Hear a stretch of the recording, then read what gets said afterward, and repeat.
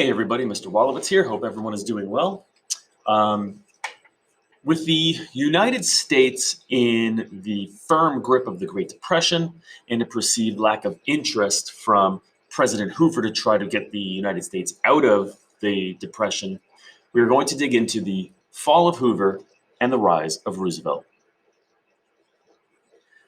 U.S. presidents during the Great Depression. Herbert Hoover was president for less than a year when the Great Depression occurred, as he's in office from elected in 1928, so he serves from 1929 until 1933.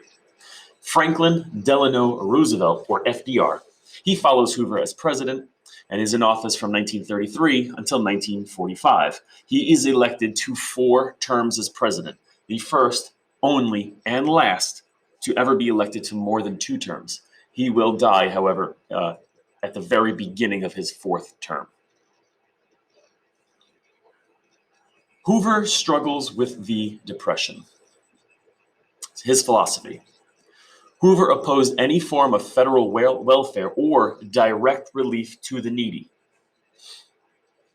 Handouts would weaken a person's moral fiber, he believes. He is a firm believer in rugged individualism, how it is the responsibility of the people to pull themselves up out of this dark time.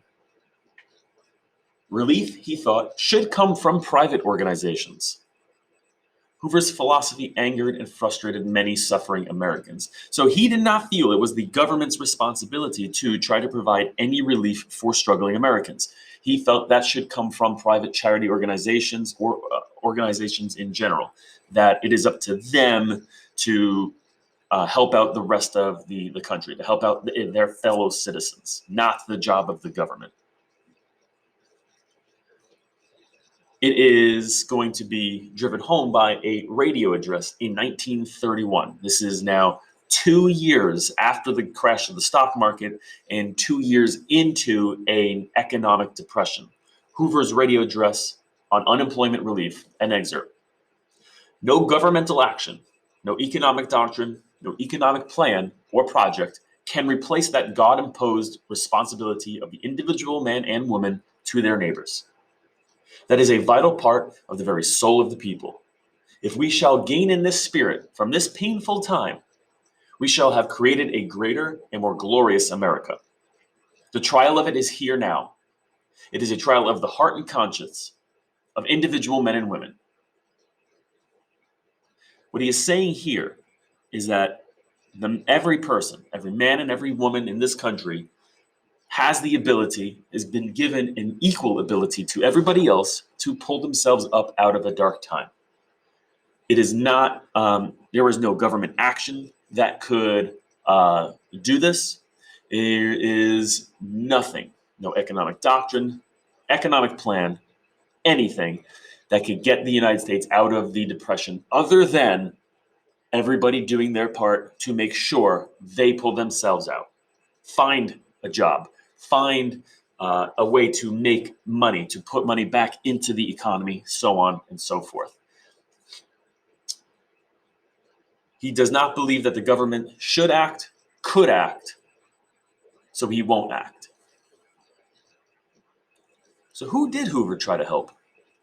By helping the wealthy and businesses, it was believed that financial health would trickle down to help people at the bottom.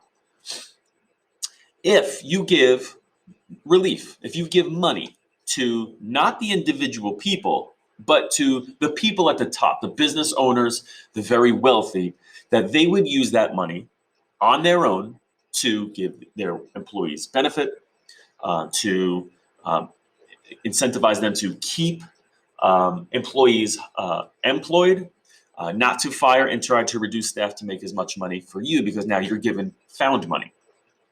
This is known as trickle-down economics, that you will get money at the top and it will trickle down to those at the bottom, your employees. This theory did not work. Businesses use the extra money to improve their businesses instead of helping their workers. Despite getting large sums of money that they didn't have before, that they weren't going to get by making money, they kept it for themselves instead of trying to help their workers. So they were still firing and laying off workers and keeping the money for themselves. The bonus army.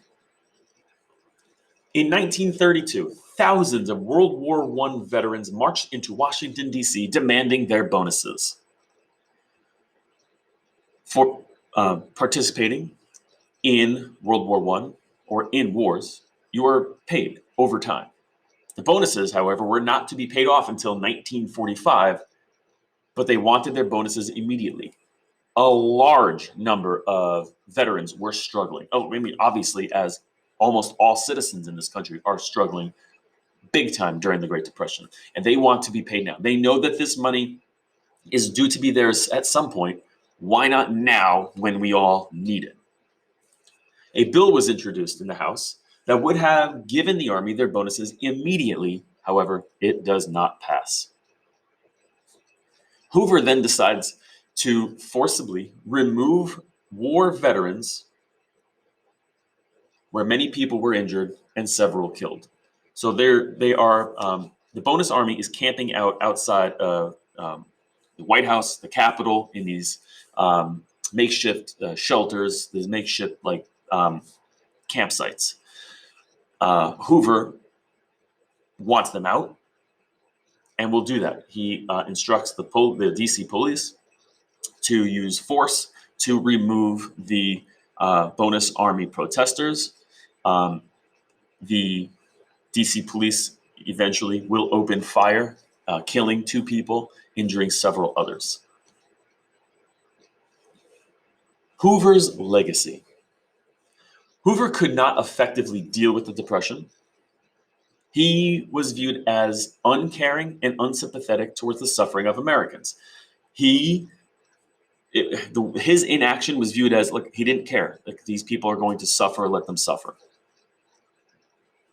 This would eventually lead to his losing the election of 1932 to Franklin Delano Roosevelt, and it would not be a close election.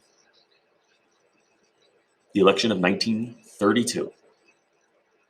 The Republicans renominated President Hoover as their candidate, yet they were aware he had little chance of winning. It is very, very rare that a sitting president will not be nominated by their political party to run for re-election. And the Republicans knew that their chances of winning were slim no matter who they put up. So they are going to renominate President Hoover. The Democrats nominate Franklin Delano Roosevelt, a 2-term governor of New York. Roosevelt won the presidency by capturing nearly 23 million votes to Hoover's 16 million. I think in 1932, it was Hoover won only 3 or 6 states in the Electoral College. In the Senate, Democrats claimed a 2/3 majority, and in the House, they won almost 3/4 of the seats. They have, the Democrats in 1932 are going to have what is called a super majority. They have more than enough votes to carry out anything that the president wants. So Roosevelt's plan for fixing the Great Depression, he calls the New Deal. Focus on helping Americans by offering 3 R's, and these are important to learn as we go through the New Deal and the Great Depression. Relief is the government will give direct help or relief to those who are suffering in a form of direct payments to the people. Recovery.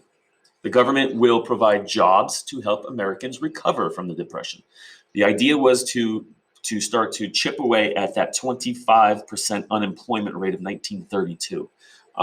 Creating jobs. The government is going to organize these programs to give jobs to people so that they can put money in their pockets to help stimulate the economy. And reform. The government will regulate businesses. This was a step in a direction that had not been seen in American history yet. Usually, the government will just stay out of economics, stay out of the economy, stay away from businesses, let the businesses operate. This time, the government would step in to try to regulate business, give them rules to play by so that it could be fair for everybody. The bank holiday. On March 5, the day after being sworn into office, Roosevelt declared a bank holiday, which, for 4 days, forced the closure of the nation's banks and halted all financial transactions. This was an attempt to correct the market or to correct the banking crisis itself. Banks were closing left and right. This was designed to correct that, to get the banks in a position to survive so that the American economy can live on.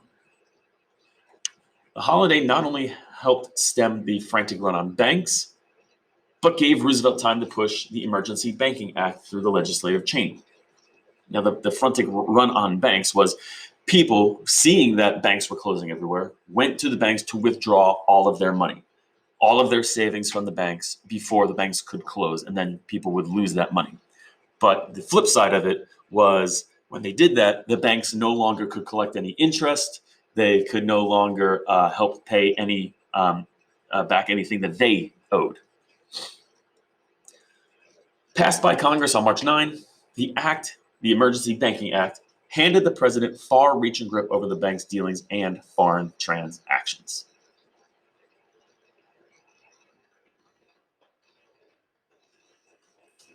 Legislation also paved the way for solvent banks to resume business as early as March 10, just 5 days later. 3 short days, so we're looking at March 13th-ish, nearly 1,000 banks were up and running again. So this was designed by Roosevelt as the first step in economic recovery. The banks were a major cause of the Great Depression. The fact that people could not repay loans, could not pay or repay their mortgages. Banks were losing. They were losing money fast. And if they shut everything down, closed the banks, stopped all financial transactions, it gave the banks a chance to come up with a plan to reorganize themselves to make their to ensure their success. And bank holiday did work. Thank you very much for viewing, and we will see you soon.